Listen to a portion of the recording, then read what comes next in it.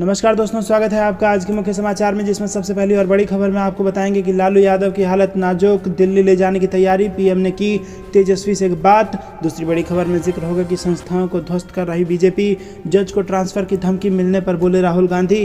तीसरी बड़ी खबर में जिक्र होगा कि पीएसआई घोटाले पर खुलासे से कटघरे में कर्नाटक की भाजपा सरकार, हाई कोर्ट के जज ने लगाया बड़ा आरोप। और चौथी बड़ी खबर में जिक्र होगा कि महंगाई का झटका, घरेलू एलपीजी सिलेंडर की बढ़ी कीमतें, कितनी महंगी हुई आपकी रसोई गैस, आपको बताएंगे दोस्तों। और पांचवी बड़ी खबर में जिक्र होगा कि सरकार और विपक्ष के बीच टकराव के आसार, नुपुर शर्मा का बयान बनेगा मुद्दा, गूंजेंगे 35 सांसदों के सवाल। दोस्तों, हर एक खबर की गहराई में आपको ले जाएंगे, लेकिन उससे पहले आप अभी इस वीडियो को लाइक कीजिए और अगर चैनल पर नए हैं तो लाल बटन को दबा के चैनल को सब्सक्राइब करके घंटी बजाकर कमेंट में लिखिए जय हिंद। दोस्तों, रुक करते हैं सबसे पहली और बड़ी खबर की तरफ। लालू यादव की हालत नाजुक, दिल्ली ले जाने की तैयारी, पीएम ने की तेजस्वी से बात। जी हाँ दोस्तों, पटना के पारस अस्पताल में भर्ती बिहार के पूर्व सीएम व आरजेडी प्रमुख लालू प्रसाद यादव की हालत नाजुक है। उन्हें एयर एम्बुलेंस से दिल्ली लाने की तैयारी की जा रही है। इस बीच पीएम नरेंद्र मोदी ने लालू यादव के पुत्र तेजस्वी यादव से फोन पर चर्चा कर स्वास्थ्य की जानकारी ली है।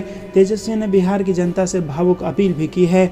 और आरजेडी प्रमुख लालू प्रसाद यादव रविवार को पटना में राबड़ी देवी के सरकारी आवास में गिर गए थे। इससे उनके कंधे की हड्डी टूट गई थी और शरीर के अन्य हिस्सों में भी उन्हें गंभीर चोटें आई थी। वो पहले से कई रोगों से जूझ रहे थे। सोमवार तड़के उनकी हालत बिगड़ने पर पटना के पारस अस्पताल के आईसीयू में उन्हें भर्ती कराया गया था। दोस्तों, रुक करते हैं अगली बड़ी खबर की तरफ। संस्थाओं को ध्वस्त कर रही बीजेपी, जज को ट्रांसफर की धमकी मिलने पर बोले राहुल गांधी। जी हां दोस्तों, कर्नाटक हाईकोर्ट के जज एचपी संदेश ने आरोप लगाया था कि उन्हें भ्रष्टाचार निरोधक ब्यूरो के खिलाफ टिप्पणी करने पर ट्रांसफर की धमकी मिली है। जज ने कहा था कि वो ऐसी धमकियों से डरने वाले नहीं हैं। जज ने एक मामले की सुनवाई करते हुए कहा था कि भ्रष्टाचार निरोधक ब्यूरो एक कलेक्शन सेंटर बन गया है। इस पर राहुल गांधी ने भारतीय जनता पार्टी पर निशाना साधा है। राहुल गांधी ने कहा है कि भाजपा एक के बाद एक संस्थाओं को ध्वस्त करने में लगी है। राहुल गांधी ने जस्टिस एचपी संदेश का वीडियो ट्वीट किया, जिसमें देखा जा सकता है कि जज ट्रांसफर की धमकी की बात कह रहे हैं। वीडियो में जज कह रहे हैं कि मैं इसके लिए तैयार हूं, लोगों की भलाई के लिए आपका एसीबी एडीजीपी एक शक्तिशाली व्यक्ति लगता है। मुझे इसके बारे में एक जज ने जानकारी दी। आदेश में ट्रांसफर की धमकी दर्ज की जाएगी। दोस्तों, साथ ही जज ने कहा कि मैं किसी से नहीं डरता, मैं बिल्ली को घंटी बांधने के लिए तैयार हूं। जज बनने के बाद मैंने संपत्ति जमा नहीं की है। मुझे कोई फर्क नहीं पड़ता अगर मैं पद खो देता हूं। मैं एक किसान का बेटा हूं। मैं खेती करने के लिए तैयार हूं। मैं किसी राजनीतिक दल से संबंध नहीं रखता और मैं किसी भी राजनीतिक विचारधारा को नहीं मानता। दोस्तों, उनके भाषण में जबरदस्त ईमानदारी झलकी है और उन्होंने बिना डरे फिर से एक बार कहा है कि जो सच है वो बोलता रहूँगा और मैं इन धमकियों से नहीं डरता। और बड़े भ्रष्टाचार को एक तरीके से उजागर किया गया है यहाँ पर जज द्वारा। रुक करते हैं अगली बड़ी खबर की तरफ, लेकिन उससे पहले दोस्तों, जज के इस बहादुरी के लिए आप वीडियो को लाइक करना मत भूलिएगा। आपको बता दें कि पीएसआई घोटाले पर खुलासे से कटघरे में कर्नाटक की बीजेपी सरकार आ चुकी है और हाईकोर्ट के जज ने ये बड़ा आरोप लगा दिया है। जी हाँ दोस्तों, कर्नाटक की राजनीति में एक बार फिर बीजेपी सरकार के लिए बड़ा एम्बेरसमेंट सामने आया है। दरअसल कर्नाटक हाईकोर्ट के जज जस्टिस एचपी संदेश ने आरोप लगाया है कि उन्हें ट्रांसफर की धमकी दी गई थी और पूरा मामला पीएसआई घोटाले का है, जिसमें मुख्य आरोपी के तौर पर एडीजीपी का नाम सामने आने पर उन्हें ट्रांसफर की धमकी दी गई। तो दोस्तों, जस्टिस संदेश ने यह खुलासा उस वक्त किया जब वो पूर्व तहसीलदार महेश पीएस की बेल की सुनवाई कर रहे थे। पूर्व तहसीलदार 5 लाख की रिश्वत लेते रंगे हाथों पकड़े गए थे।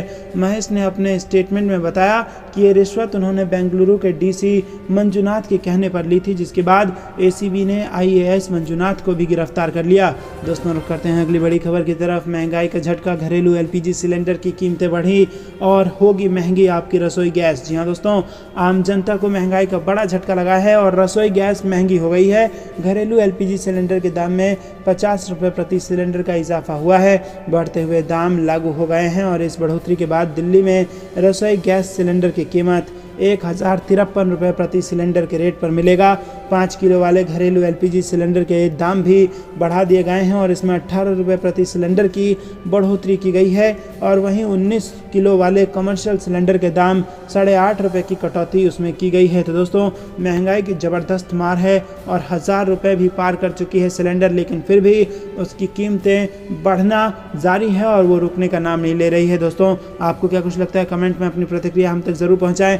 रुक करते हैं अगली बड़ी खबर की तरफ। सरकार और विपक्ष के बीच टकराव के आसार, नुपुर शर्मा का बयान बनेगा मुद्दा, गूंजेंगे 35 सांसदों के सवाल। जी हां दोस्तों, संसद के 18 जुलाई से शुरू हो रहे मानसून सत्र में सरकार और विपक्ष के बीच नुपुर शर्मा प्रकरण पर टकराव की जमीन तैयार हो गई है।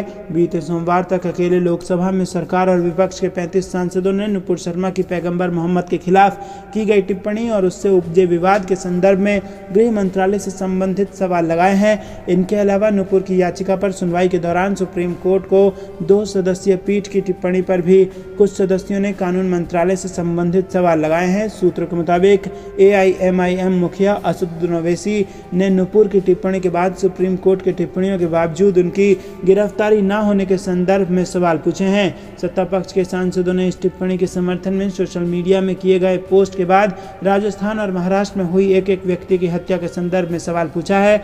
सोमवार तक लोकसभा में सांसदों की ओर से करीब 950 सवाल लगाए गए हैं। रुक करते हैं अगली बड़ी खबर की तरफ। बंगाल में बीजेपी को लगेगा एक और झटका, TMC प्रवक्ता से मिली रूपा गांगुली, चर्चाएं हो गई तेज। जी हां दोस्तों, पश्चिम बंगाल में 2019 के लोकसभा चुनाव में शानदार प्रदर्शन करने वाली बीजेपी के लिए पिछले 2 साल काफी चुनौतीपूर्ण रहे हैं। मुकुल रॉय से लेकर बाबुल सुप्रियो तक कई बड़े चेहरे पार्टी छोड़ जा चुके हैं और अब बीजेपी नेता रूपा गांगुली को लेकर अटकलें का दौर यहां पर शुरू होता नजर आ रहा है।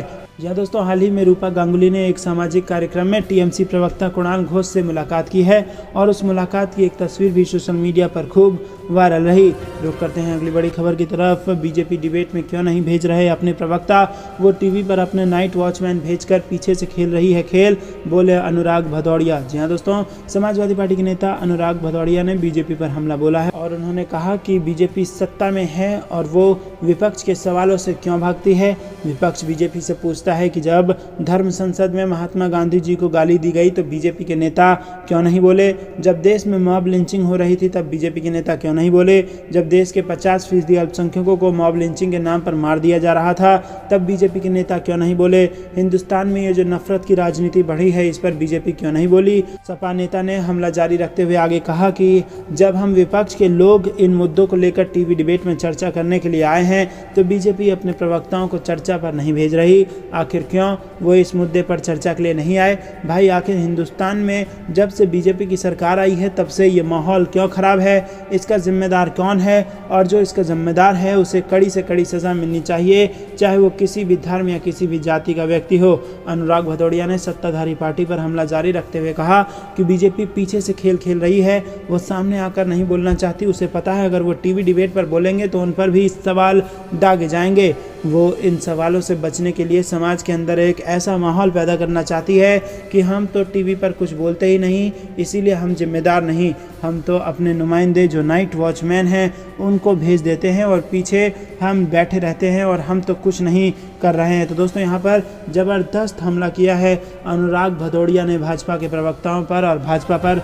रुख करते हैं अगली बड़ी खबर की तरफ। TMC का आरोप, अमित शाह की बैठक में मौजूद था आतंकी, न्यायिक जांच की उठाई मांग। जी हाँ दोस्तों, तृणमूल कांग्रेस ने गृह मंत्री अमित शाह की बैठक में एक कश्मीरी आतंकवादी की कथित उपस्थिति की स्वतंत्र न्यायिक जांच की मांग की है। बंगाल की सत्ताधारी पार्टी ने आरोप लगाया है कि ये बैठक जम्मू में हुई थी और इसके अलावा TMC ने राजस्थान के उदयपुर में एक दर्जी कन्हैया लाल की हत्या के मामले में भी न्यायिक जांच की मांग कर दी। ममता बनर्जी सरकार की एक मंत्री शशि पांजा ने प्रेस कॉन्फ्रेंस में आरोप लगाते हुए एक तस्वीर दिखाई और इसमें लश्कर-ए-तैयबा का कमांडर तालिब हुसैन शाह कथित तौर पर भारतीय जनता पार्टी के नेताओं के बीच खड़ा दिखाई दे रहा है और इस मीटिंग में केंद्रीय गृह मंत्री अमित शाह के होने की बात कही गई है। मंत्री ने तस्वीर दिखाते हुए कहा कि इस घटना ने आतंकवादियों के साथ भाजपा के संबंधों को उजागर किया है। दोस्तों, कर्नाटक हाईकोर्ट के जज को मिली ट्रांसफर की धमकी, राहुल गांधी बोले डरो मत। गुजरात कांग्रेस का मास्टर प्लान नहीं बनाया जाएगा, PM मोदी को निशाने पर, आम जनताओं के मुद्दों को उठाएं। योगी सरकार के 100 दिन या अंधकार का कार्यकाल, गरीबी, बेरोजगारी और महंगाई, 7वें आसमान पर, मायावती का भाजपा पर तंज। समाजवादी पार्टी के अध्यक्ष अखिलेश यादव ने पार्टी के सदस्यता अभियान की शुरुआत। अखिलेश यादव ने स्वास्थ्य विभाग में हुए तबादलों पर सवाल उठाए, योगी सरकार पर साधा निशाना। उदयपुर हत्याकांड में जांच का दायरा बढ़ाए NIA, राजस्थान कांग्रेस का बड़ा बयान। शिवसेना को मजबूत करने की तैयारी, आदित्य ठाकरे ने पार्टी की अगली कार्रवाई को रखा सीक्रेट। महाराष्ट्र की तरह सिंधिया को एमपी का सीएम, शिवराज को उप मुख्यमंत्री बनाना चाहिए था, दिग्विजय सिंह का बयान। भाजपा आम आदमी पार्टी से डरती है, चुनाव नहीं कराना चाहते, सीएम केजरीवाल बोले जनतंत्र के खिलाफ हम कोर्ट भी जा सकते हैं। दिल्ली विधानसभा में सीबीआई के मुद्दे पर जोरदार हंगामा, बीजेपी के खिलाफ आम आदमी पार्टी विधायकों ने की नारेबाजी। गुजरात में केजरीवाल ने की बीजेपी सरकार को हटाने की अपील, मुफ्त बिजली का किया वादा। शिवसेना का बागियों को तंज, बीजेपी खुद गिरा देगी सरकार, होंगे मध्यावधि चुनाव। महाराष्ट्र, गुजरात समेत कई राज्यों में जमकर बरसेंगे बादल, मौसम का लेटेस्ट अपडेट। कांवड़ यात्रा पर जाने से पहले कांवड़ियों को यहां करना होगा रजिस्ट्रेशन, दिल्ली पुलिस ने लिंक कर बताई वजह। अखिलेश यादव ने मुख्यमंत्री योगी आदित्यनाथ को पत्र लिखकर उठाए कई सवाल। अग्निपथ के विरोध में जयंत का तंज, कहा सरकार मजबूत है या किसी के हाथ में चली गई है, साथ ही साथ रखी ये मांग। कांग्रेस के पूर्व अध्यक्ष राहुल गांधी ने जीएसटी को फिर बताया गब्बर सिंह टैक्स, कम दर वाला एक स्लैब विकसित करने की अपील। एनडीए की राष्ट्रपति उम्मीदवार द्रौपदी मुर्मू को आरजेडी का समर्थन नहीं, जगदानंद सिंह ने कही ये बात।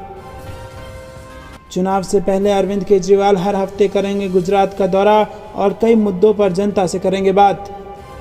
टीएमसी सांसद महुआ मोइत्रा के मां काली पर विवादास्पद बयान पर बंगाल में हंगामा। रुपया टूटकर अब तक के रिकॉर्ड निचले स्तर पर 69.36 पर पहुंचा और अभी और ज्यादा लुढ़कने की आशंका।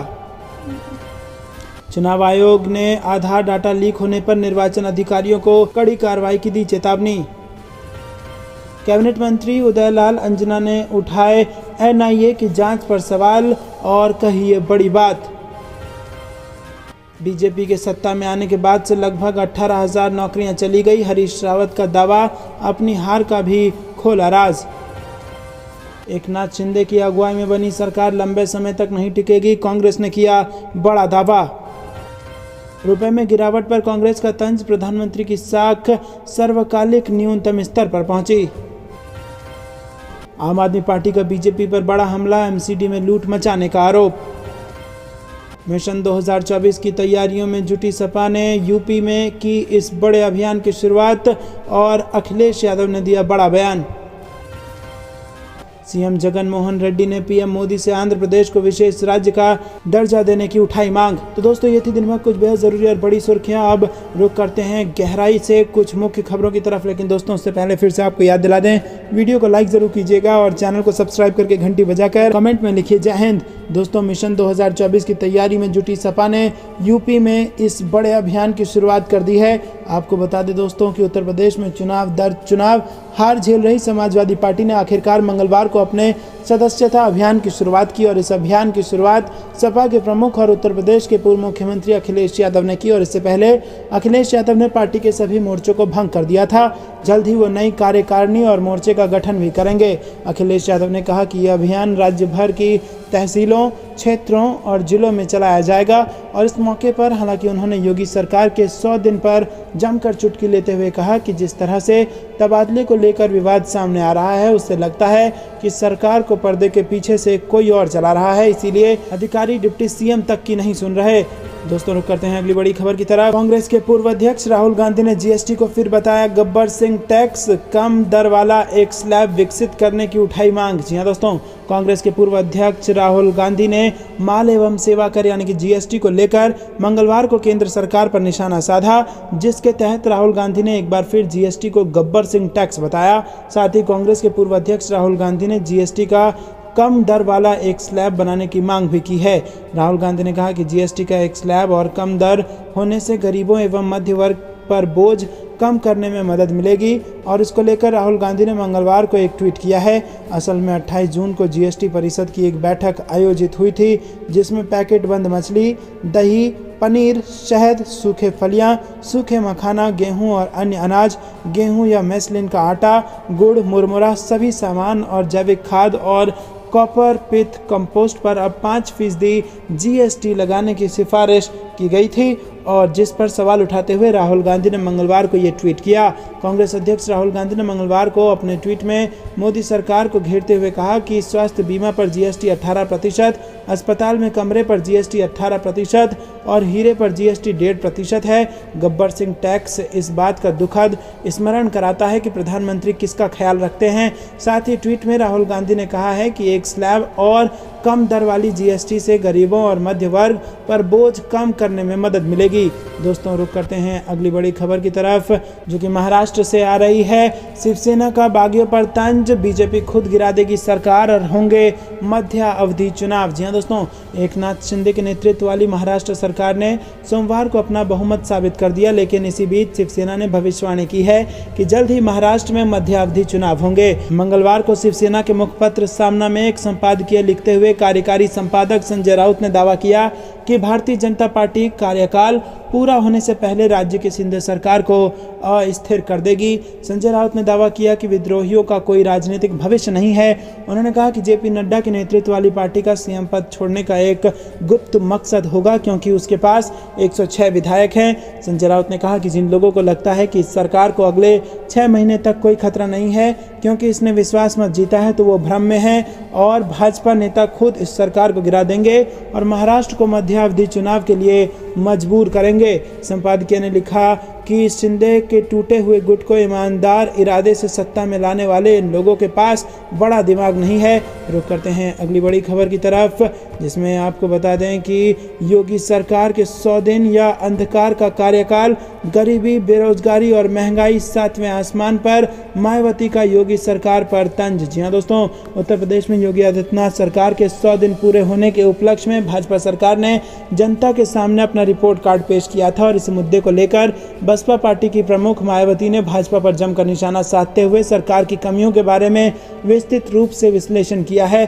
बसपा नेता ने ट्वीट कर कहा कि यूपी भाजपा सरकार ने 100 दिन के कार्यकाल का काफी जश्न मना लिया, किंतु गरीबी, बेरोजगारी, महंगाई आदि की ज्वलंत समस्याओं को दूर करने, कानून व्यवस्था बेहतर बनाने, सभी जाति व धर्मों में आपसी भाईचारा एवं सांप्रदायिक सौहार्द पैदा करने के मामले में इनका कार्यकाल उदासीन व अति निराशाजनक है। गौरतलब है कि उत्तर प्रदेश की योगी आदित्यनाथ सरकार ने सोमवार को अपने दूसरे कार्यकाल के शुरुआती 100 दिनों में किए गए कार्यों का रिपोर्ट कार्ड पेश किया था। दोस्तों, मुख्यमंत्री ने अपने दूसरे कार्यकाल के 100 दिन पूरा होने पर यहां संवाददाता सम्मेलन में अपनी इस शुरुआती कार्य अवधि का ब्यौरा पेश करते हुए कहा था कि ये शुरुआती 100 दिन सेवा, सुरक्षा और सुशासन के प्रति समर्पित रहे। सरकार ने जो कहा सो किया कि इस परंपरागत अभियान को आगे बढ़ाते हुए निर्धारित लक्ष्य से ज्यादा काम किया है। दोस्तों, रुक करते हैं कांग्रेस सांसद का बड़ा बयान, बोले किसान बिल की तरह अग्निपथ स्कीम भी वापस लेगी मोदी सरकार। जी हां दोस्तों, असम में कांग्रेस सांसद अब्दुल खालिक ने कहा कि मोदी सरकार फैसले जल्दी में लेती है। जिस तरह किसान बिल वापस लिया गया, ठीक उसी तरह उन्हें अग्निपथ स्कीम भी वापस लेनी होगी। दोस्तों, रुक करते हैं अगली बड़ी खबर की तरफ। कर्नाटक एडीजीपी को सीआईडी ने किया गिरफ्तार, तो राहुल गांधी ने कसा तंज। जी हां दोस्तों, कांग्रेस के पूर्व अध्यक्ष राहुल गांधी ने कर्नाटक में पुलिस उप निरीक्षक भर्ती घोटाले को लेकर सोमवार को भारतीय जनता पार्टी पर निशाना साधा। राहुल गांधी ने कहा कि निष्पक्ष जांच के लिए मुख्यमंत्री बसवराज बोम्मई को बर्खास्त किया जाना चाहिए। उन्होंने ट्वीट किया कि भाजपा के भ्रष्टाचार और नौकरियों की बिक्री ने कर्नाटक में हजारों युवाओं के सपने को बर्बाद कर दिया है। मुख्यमंत्री इस वक्त गृह मंत्री भी हैं और उन्हें बर्खास्त किया जाना चाहिए ताकि निष्पक्ष जांच हो सके। राहुल गांधी ने सवाल किया कि प्रधानमंत्री ने कोई कार्रवाई क्यों नहीं की, क्या ये भाजपा का सब खाएंगे सबको खिलाएंगे वाला क्षण है। पुलिस उप निरीक्षक भर्ती घोटाला प्रकरण के सिलसिले में कर्नाटक अपराध जांच विभाग ने सोमवार को अतिरिक्त महानिदेशक रैंक के एक अधिकारी को गिरफ्तार किया। जिस समय ये घोटाला हुआ, अतिरिक्त पुलिस महानिदेशक अमृतपाल भर्ती विभाग का नेतृत्व कर रहे थे और इसके बाद बड़े पैमाने पर अनियमितताएं सामने आई हैं और इसके बाद वरिष्ठ आईपीएस अधिकारी का तबादला एडीजीपी आंतरिक सुरक्षा प्रभाग के पद पर कर दिया गया था।